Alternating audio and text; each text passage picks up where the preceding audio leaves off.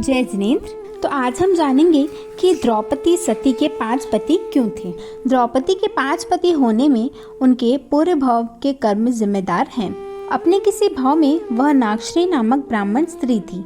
उसने जानबूझकर कड़वे तुम्बे की सब्जी, जो बहुत ही ज्यादा जहरीली थी, एक मासक क्षमण तपधारी धर्मरुचि अंगार को भोरा दी।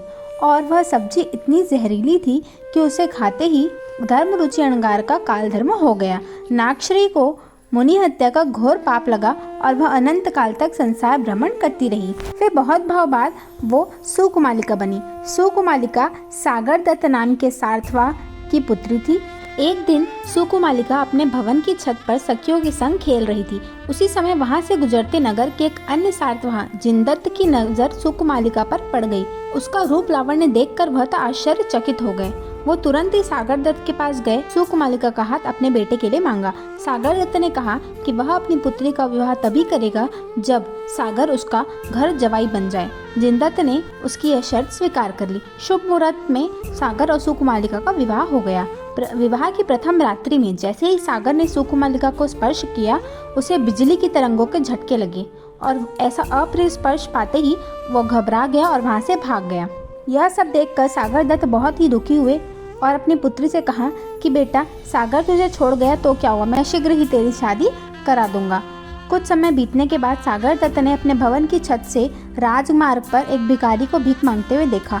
कुछ देर सोचने के बाद सागर दत्त ने भिखारी को लालच देकर घर के अंदर बुलाया और फिर उसे स्नान आदि कराकर नए वस्त्र आदि आभूषण पहनाकर अपनी बेटी के सामने लाए और कहा कि यह मेरी बेटी है, क्या तुम इससे विवाह करोगे। भिखारी ने हाँ कर दी। विवाह के पश्चात जैसे ही प्रथम रात्रि में भिखारी ने सुकुमालिका के शरीर को स्पर्श किया, उसे भी वैसे ही बिजली के झटके लगे और वह वहाँ से भाग निकला। सुकुमालिका रोती रोती अपने पिता के पास आई और सारी बात बताई। सागर दत्त ने पुत्री को सांत्वना दी और कहा कि तुम धर्म ध्यान में मन लगाओ। एक दिन सागर दत्त की दानशाला में कुछ साध्वी जी गोचरी के लिए आई। तो सुकुमालिका ने बड़े ही प्रसन्नता पूर्वक अपने हाथों से उनको आहार पानी भराकर प्रतिलाभित किया। इसके बाद सुकुमालिका ने साध्वी जी को अपनी दुखद स्थिति बताई। तो साध्वी जी ने धर्म देशना देते हुए कहा कि संसार का पथ समस्त दुखों का मूल कारण है और संयम का पथ शाश्वत सुखों का राजमार्ग है। यह सुनते ही सुकुमालिका ने श्रावक के 12 व्रत अंगीकार किए। समय बीतने पर सुकुमालिका को संसार से अरुचि हो गई और उसने उन्हीं साध्वी जी के पास दीक्षा ली।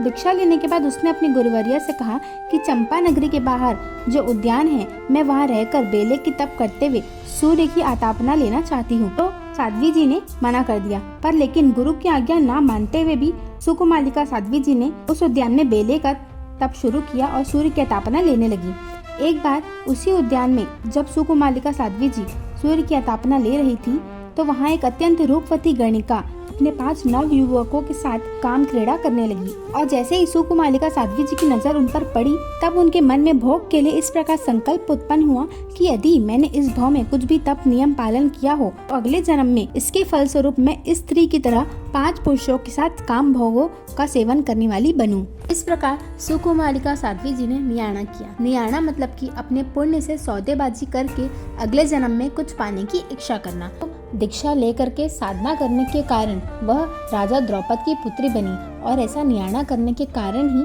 द्रौपदी के 5 पति हुए। देखा आपने, जैसे हमारे भाव होंगे वैसा ही हमारा अज्ञा भाव होता है। परमात्मा की आज्ञा विरुद्ध कुछ कहा हो तो मैं क्षामित। जय जिन शासन।